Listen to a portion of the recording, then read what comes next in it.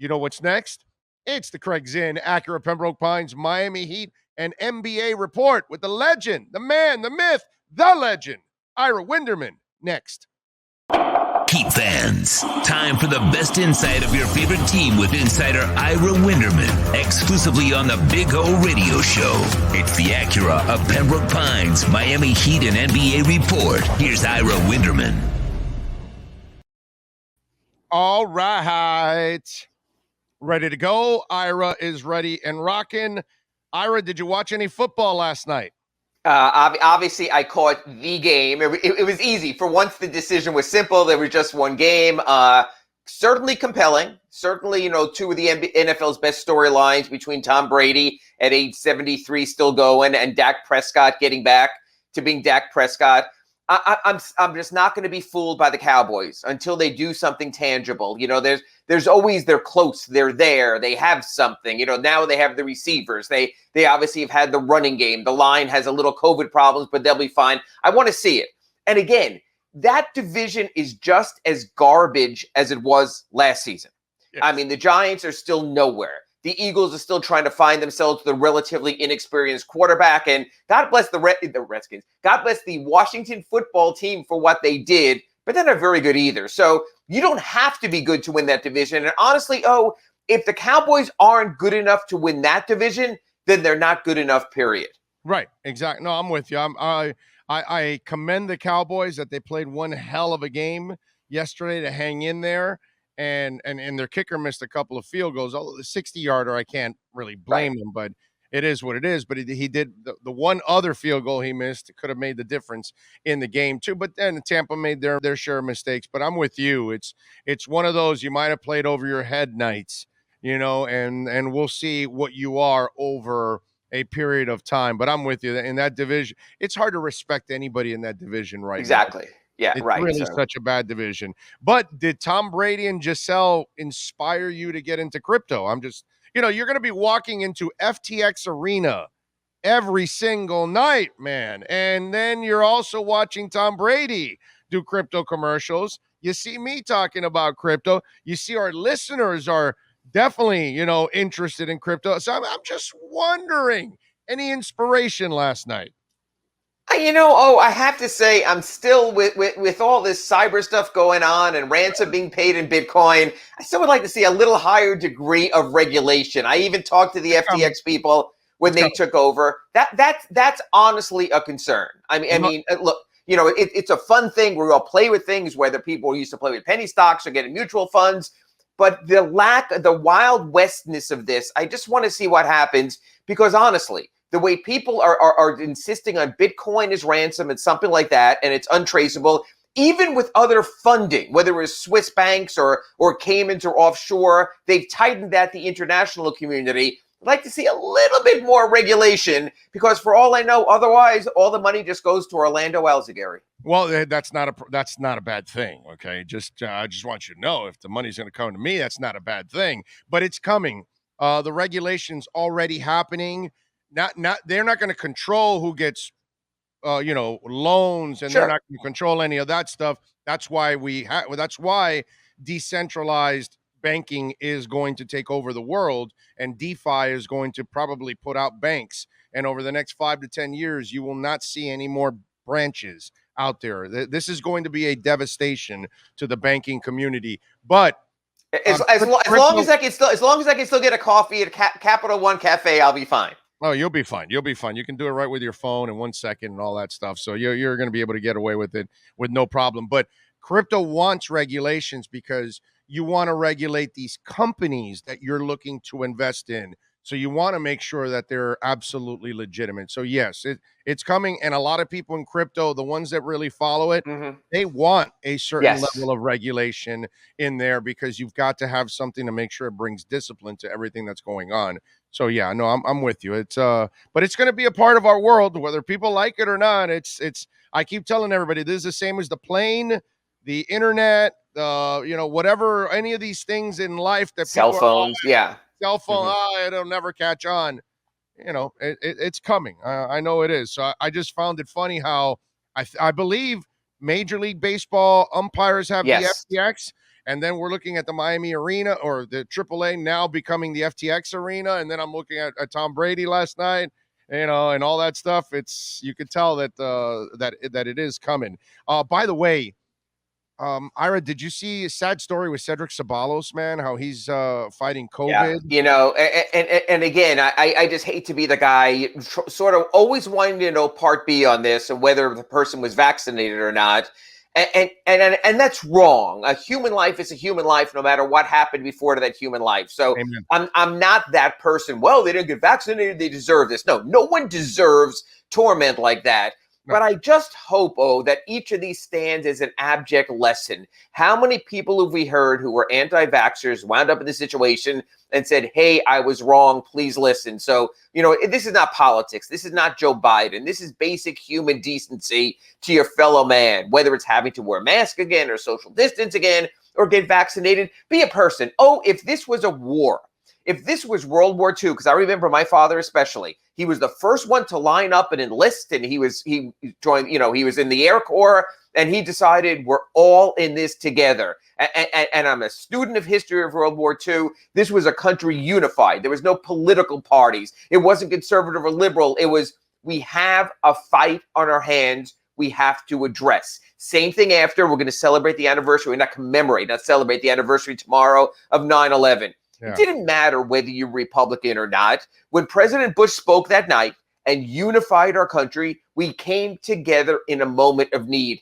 I just wish people would realize this is just another moment in need, of need. This is not political. There's time for that. Yeah. For the world. For the world. Right. Not just the United States. All of us together. It's almost like Will Smith is calling us together and the president is saying we have to fight the aliens. It's sort of the same thing. There is no other side, I don't think, to this. But hey, there's the Cole Beasleys out there. There's others. So apparently there is another side. No, I know. And you saw recently we had 3 or 4 right-wing hosts that were completely against it. And they ended up, obviously, it cost them their lives. And then they were trying to reverse the message.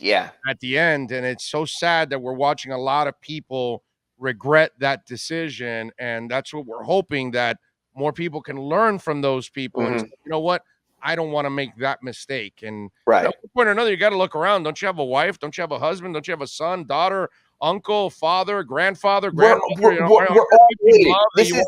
We're all related. This is human race versus COVID. There's no sides. But another story, another day. It's really, really tough. Your article and your Ask Ira, did the Heat do enough at power forward? Enlighten us, young man. Well, this I've sort of, look, it's the same with every team and every year in free agency and off seasons. You fall in love with the players you get. You're told in statements by Pat Riley and the players how this is going to work out and it's going to be perfect. And you have that week or two of, okay, we've got this all settled. And then you could even see in the press conference you just carried with Coach Flores, you start to deconstruct and actually ask legitimate questions. Yes, PJ Tucker won an NBA championship, is beloved for his defense. I get it. Yes, Markieff Morris is 2 years removed from his own championship, is certainly a feisty player. And yet, Big O, if you look at every game the Heat are going to play this year, I assume they're going to start PJ Tucker. Maybe they start Markieff Morris. Maybe they interchange the two. You can make an argument when we sort of do the positional matchups, if you still believe in that sort of thing, the Heat will be at a deficit at power forward just about every game. Even in their own division, some of the matchups, whether it's against a Jonathan Isaac, whether you look at, whether it's, playing Charlotte or playing Washington or Atlanta, certainly with John Collins. And so I'm sort of stepping back, and I understand you can't have everything. We know that with the Dolphins. We know that with the Marlins and all their teams. There's always going to be a position where someone will be better. But I'm just wondering if it's enough. And I just get this feeling, just as the Heat every year at the buyout deadline try to shore up one certain position, I think it's almost a season opening tryout at power forward. Show us you can make it work, PJ Tucker, in our system. Show us Markieff Morris, you can make it work. Maybe Omar Yurtseven, show us you can make it work. Maybe we'll play smaller, like I raised the possibility, Jimmy Butler or Duncan Robinson defending at that position. You'll work through all of those. But I think I have to step back a little bit and what the Heat did at power forward and go, yeah, it was good. But you can't be overwhelmed by that. I feel good about other positions on the court. with Duncan Robinson's three-point shooting, Jimmy Butler's toughness, Kyle Lowry's playmaking, Bam Adebayo's versatility. I think it's the other thing. Hey, every sport you do this. Oh, you find a position, you say there's questions, Dolphins offensive line, for example. I think power forward's going to be that spot. Yeah, and it sounds like they're pieces that are incomplete at power forward. Like you'll use a guy as a specialist at power forward because you need his defense. And Correct. you use a guy at power forward because he's a specialist because he'll be your offensive guy. And the crazy part is what I wanted to follow up when we brought this up, and I read it on at the Sun Sentinel, which all of you should subscribe and support Ira and all the great journalists that are there at the Sun Sentinel. But the one thing that I want, it's almost like you're saving is a guy that we really got to hope that he develops because, when you were talking with Clay on Wednesday, the possibilities of having two bigs out there. Yeah. And when you asked Clay, he was like, well, maybe a little bit or something. But if your saving actually can be serviceable on the defensive side, and we know he has the offensive skills, then all of a sudden you might have a little bit more presence on defense, and you might have that big guy that could help you out because it looks like he's athletic enough that he could bounce around from 4 to 5. And that's the thing, and that's part of the equation here also. If you want to go big, maybe even Dwayne Dedmon, who had his moments last year for about a month or so, but that means Bam being more of an offensive threat. And maybe that is his jump. Maybe that is the next step. Maybe what started in the Olympics and his offseason, all of a sudden, look, we loved the floater last year. We loved that mid-range jumper from the elbow. Maybe the threes are coming. Look, tomorrow in Springfield, the Hall of Fame, Chris Bosh going to be inducted. In his first, I forgot what it was, Cooper Moorhead of the Miami Heat wrote a story today about Chris. I think his first 5 seasons, he never had more than 12 three-pointers in the season. Then all of a sudden the light goes off. He realizes that's where the league is. So if Bam Adebayo becomes enough of an offensive threat, you can usually get by without one guy being an offensive threat and still have enough spacing on the court. So part of it's on Bam also. Part of it is what's the next step for Bam? What's the next level? Is it consistent all-star? Is it all NBA? Is it among the elite? Maybe not Jokic, but the top 3 centers, say behind Jokic and Joel Embiid. That's part of it also. That can also solve the power rotation. So I think Bam is a big part of that. If Bam is a perimeter offensive player, all of a sudden, like you mentioned, Yurtseven, or maybe even Dwayne Dedmon, you can go in another direction because let's face it, the last vision of the Miami Heat last season was being absolutely pummeled on the boards by the Milwaukee Bucks in that first round playoff sweep. Yeah, Yurtseven is how it is. Yurtseven, that's how it's pronounced. You know what? I think we'll go back and forth on that, and he'll tell us. But you know what? It's all Turkish to me. Okay, all right, okay. Speaking of off season, and I encourage all of you to go back and listen to the Pallet Rack City Inside the Paint show because Ira Clay talked about so many issues there that I think Heat fans are going to love a lot of things that they talked about, and also some NBA issues always every week. But one of the things you guys talked about was Tyler Hero and the new Tyler Hero, the bulked up Tyler Hero, the guy that is now muscles all over the place. Is this message sent, message received, or is it all from within that he understood? He has an awareness of what happened to him last season. Nobody had to tell him, and he went out and did it. Which one it really doesn't matter in a way, because at least he's doing it and he's taking those steps to become the more complete player and the more responsible player, especially on the defensive side of the court. But is it message sent, message received, or is it a self-motivating thing that he realized his shortcomings from last season? Oh, I got to be careful how I phrase this so it's not taken out of context and just as a single sentence.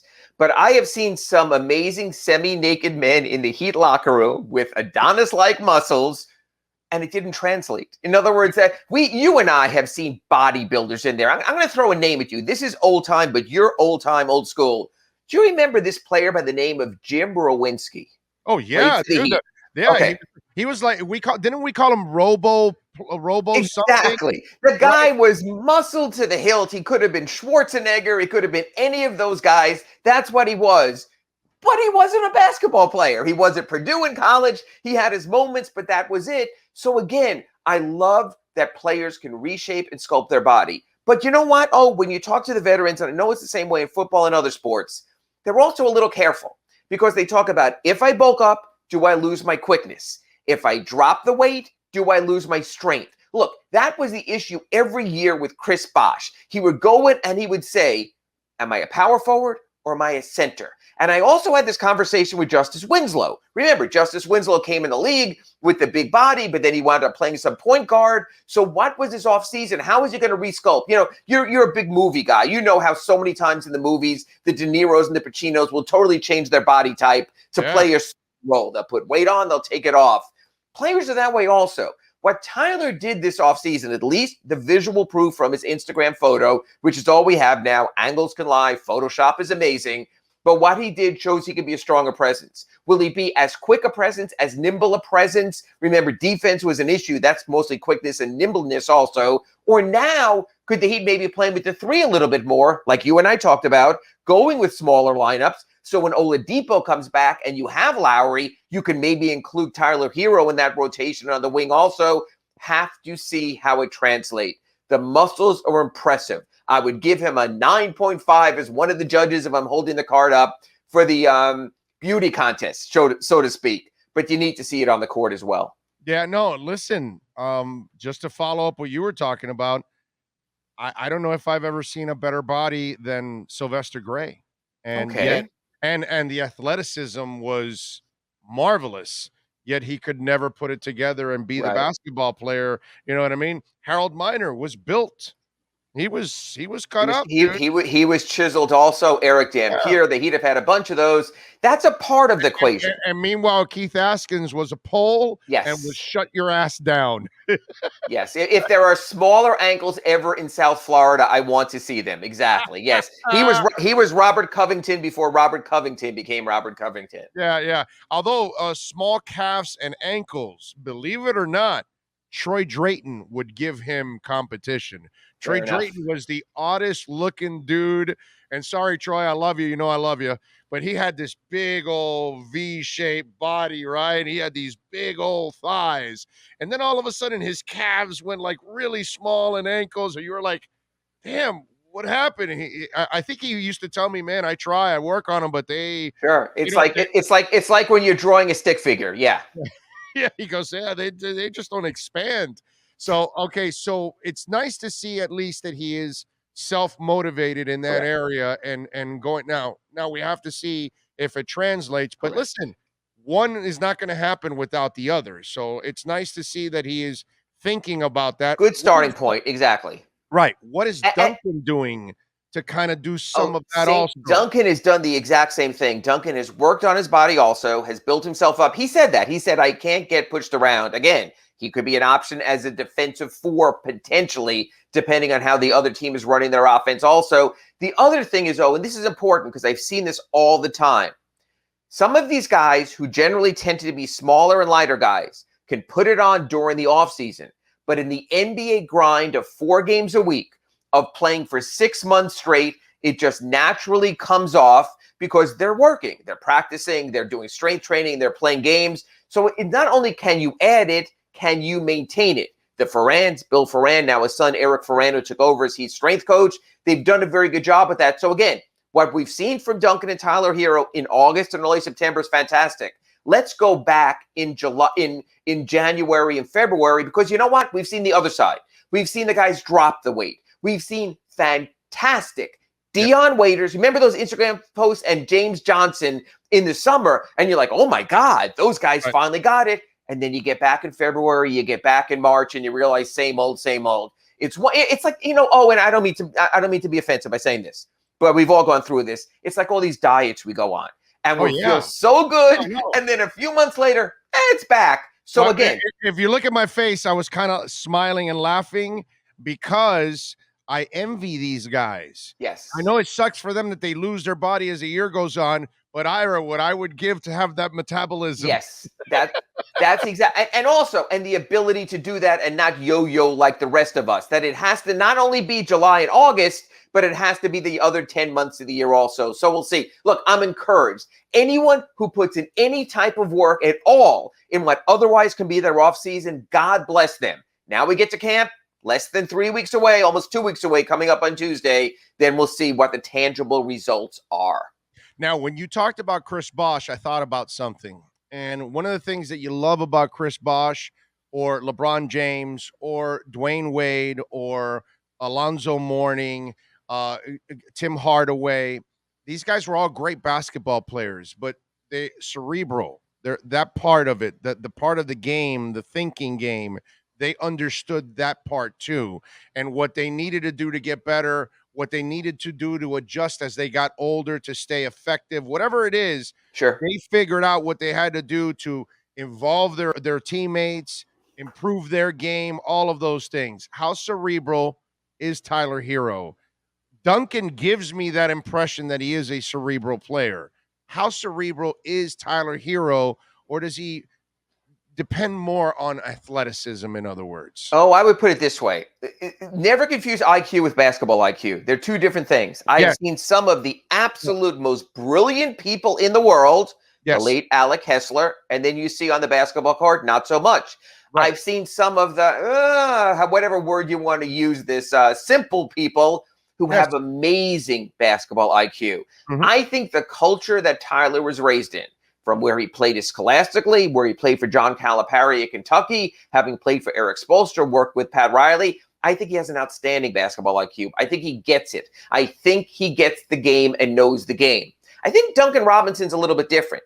When you are raised sort of in the Division III level, when you're not necessarily a starter at Michigan, you're not being, whatever Spoelstra always said, fed through a fire hose of information, because no one ever really invested the time in you thinking there would be a need to invest in you. So I think Duncan, to a degree, even though he's older, is playing catch up a little more than a guy like Tyler Hero. I think that's why they like to have Jimmy when one of the two has to be the four, playing Jimmy in the four. He could diagnose the pick and rolls. He can set the defense. He can be a bit more vocal. A guy who's really great at that, who we're not going to talk about as much because he's not going to play as much, is Max Strus. Max Strus is a really good quarterback on the field, but as you know, from your football experience, there are guys who are football savants who know everything what they can do. But if they have a wet noodle as an arm, it doesn't matter also. I think Tyler brings both together. I think Duncan is still part of his learning curve. All right. Remember, follow Ira on Twitter at Ira Heatbeat. Catch him there. Ira, the whole Ben Simmons thing, can we pull up the video? I don't know if you saw Charles Barkley and Shaq. They started talking a little bit about Ben Simmons, and I got to tell you, they ripped into him. But the rip job was, I think it was, in other words, I would say it was on target. I think they really hit the nail on the head when describing this entire situation and the way Ben Simmons has kind of handled all of this. Go ahead, fire away.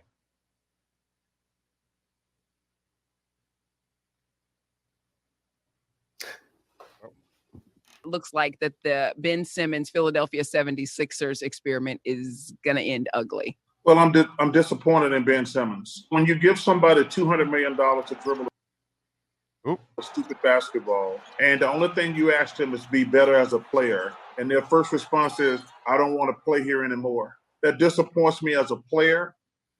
It disappoints me as a fan. They're not saying, hey, come over here and cut my grass. They're saying, Ben, we need you to learn how to shoot the basketball. I have G14 classification to say what I'm about to say.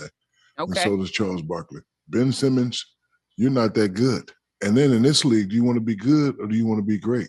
You're not great. But if you want to get to that next level, you have to be great. And to be great, you have to work on your game.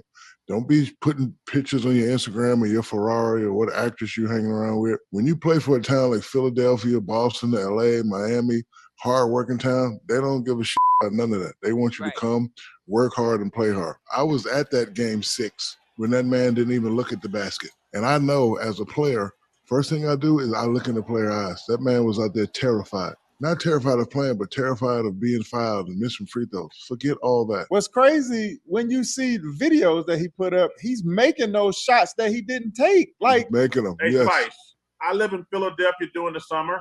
This is the 3rd year in a row they put up them bullshit jump talk during the summer.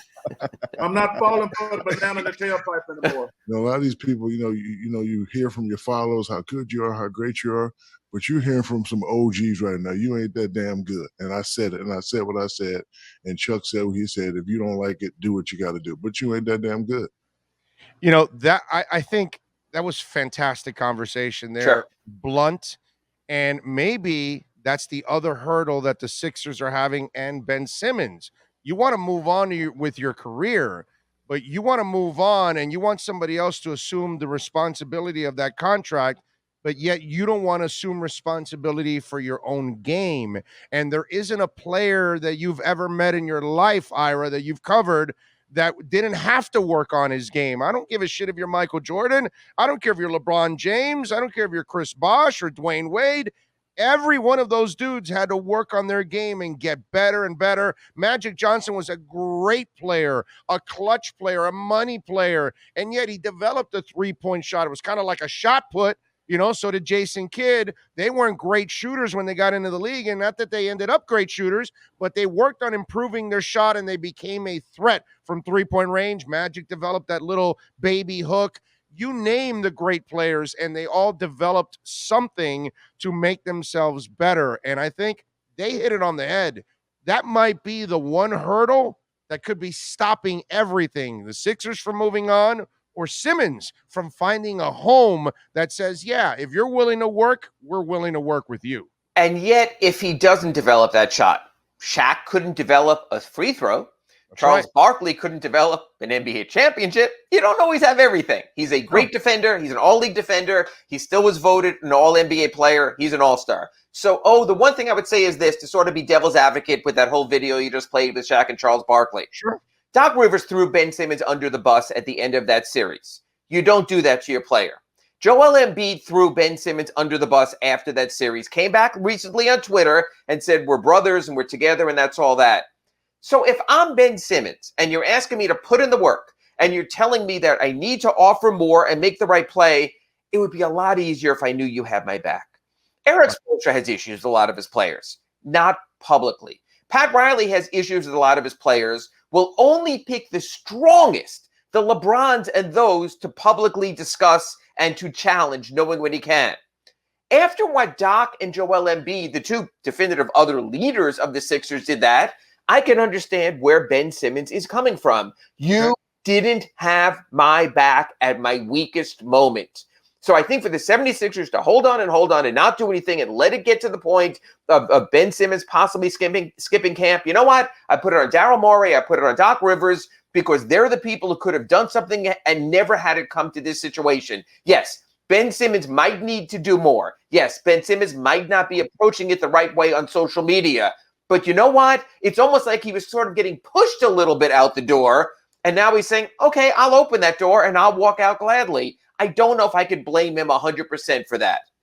I just wonder if there's more behind the scenes that we don't know about, and why all of this frustration is. I know behind the scenes, because he wants to be a face of a franchise. And Joel Embiid, with his outgoing personality, with his social media presence, with his trolling from day one with Ben Simmons, it's always been about Joel Embiid. And I think it kills Ben Simmons to have to be number two. And yet, and I think you'd agree with me, Ben Simmons isn't good enough to be a number one. Right, if Ben Simmons goes to Minnesota, he's probably going to be number two to Karl Anthony Towns. If he goes to Cleveland, he might be a number one for a horse crap team. So it's what you want. Sometimes the hardest thing to do in the NBA is to realize you're a number two. Yet Dwayne Wade accepted it, won championships. Chris Bosh accepted it, won championships. Kevin Garnett, even in Boston, accepted it, won a championship. I think that's where Ben Simmons is. You know what? There's two ways to go in any NBA career. You want to be a champion, or you want to be a star. I think we know which of those two paths that Ben Simmons would prefer. Which, and having said all that, and not that I want him here, but I know that this is one of the few franchises that possibly could resurrect his career and make him better, maybe give him some confidence. But seeing what he is and what you just said now, there's nothing about him that fits a Heat player, right? It doesn't. Unless he sits down with Pat Riley and Eric Spoelstra and said, I'm willing to be a third option. I understand this is Jimmy's team. I understand this is Bam's team. I understand Kyle's here. I'm going to be a number 3. We're going to go win a championship. Then I would embrace the guy. Might even send out Tyler Hero, whatever else I have to. Yeah, I probably would, because there's a unique talent there. The Heat can make it work. Now that Jimmy Butler is the guy that he wasn't in Philadelphia, Ben Simmons will know who he has to accede to and who he doesn't. And by the way, that'll solve your article about the power forward thing. Yes, and then you can move anyone around. Like, man, you talk about Eric Spoelstra being positionless. You have Ben Simmons, who's the ultimate positionless player. Honestly, can guard centers also. Yeah. That changes the equation. Not happening. They don't have the draft choices. They don't have the player capital the Sixers want. But you know what? You become enough of a distressed asset. Pat Riley's just sitting there is going, okay, I'll wait a week. I'll wait a month. I'll wait 6 weeks. I'll wait to the trade deadline. Hey, you never know. Ira, what folks, if they want to subscribe to the South Florida Sun Sentinel, what are you working on so Heat fans and NBA fans can check you out over the next couple of days? 2 big pieces. One posted this morning. It was about Pat Riley going to present Chris Bosh for the Hall of Fame tomorrow in Springfield, saying he's at a point in his career he wants to make it right with all those that he might have slighted along the way. And he spoke to me about Magic Johnson, forced him out as Lakers coach. They've totally regenerated that relationship. Shaquille O'Neal, who's going to punch in the face at practice, he raised Shaquille O'Neal's jersey to the rafters. Dwayne Wade, 2016. Well, after that, they were out in the Caribbean dancing on a boat. He raised Chris Bosh's number 1, and he said it meant so much to him to have Chris invite him to make him one of his presenters tomorrow at the Hall of Fame. And he was very honest. At 76, he says, look, I don't want to end my career or my life this way. I want to come full circle. I want to make things right. So I thought that was beautiful. That's now on the line in the sunsentinel.com, being tomorrow's paper. And then in Sunday's paper and online tomorrow, I went back and looked at Chris Bosh's career in 3 moments in time that could have changed everything. What if Dwayne Wade went number 4 to the Raptors instead of Chris Bosh in 2003 and Chris Bosh went to the Heat? Where would the butterfly effect have left the Heat? What if Chris Bosh stayed with Chicago? He met with them, told the Bulls, I am all in with Derrick Rose, Joakim Noah, and Luol Deng. There was no big 3. What would have happened then?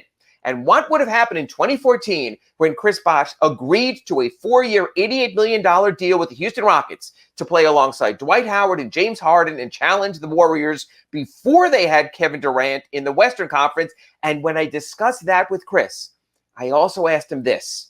And what if the Rockets, unlike the Heat, said, you can play through your blood clots. We'll let you play. And Chris told me, this is one of the quotes in the story. He says, you know what? I'm a competitor.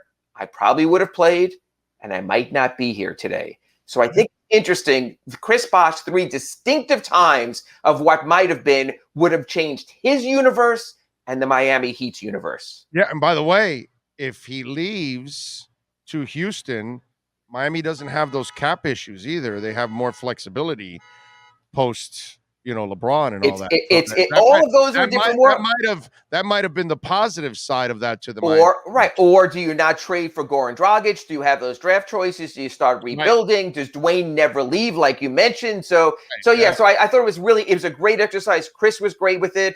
Pat was great with it. I have their strong voices in the story. That'll post tomorrow at sunsentinel.com and be in your Sunday South Florida Sun Sentinel. You got to check it out. Subscribe, support, follow them on Twitter, folks, at Ira Heatbeat. Excellent work as always there at the Sun Sentinel. Excellent work here all week long on the show. Ira, thank you, sir. You have a fantastic and safe weekend, my friend. And go sell some more Acuras over there at Acura Pembroke Pines. Thank you, Big O. Damn right. Sell and lease, baby, right here. Acura Pembroke Pines. You've been listening to the Acura of Pembroke Pines Miami Heat and NBA Report with Ira Winderman. When you're looking for award-winning service and great deals from the #1 volume Acura sales dealership in the Southeast United States, you go to Craig's Inn Acura of Pembroke Pines at 15601 Pines Boulevard in Pembroke Pines.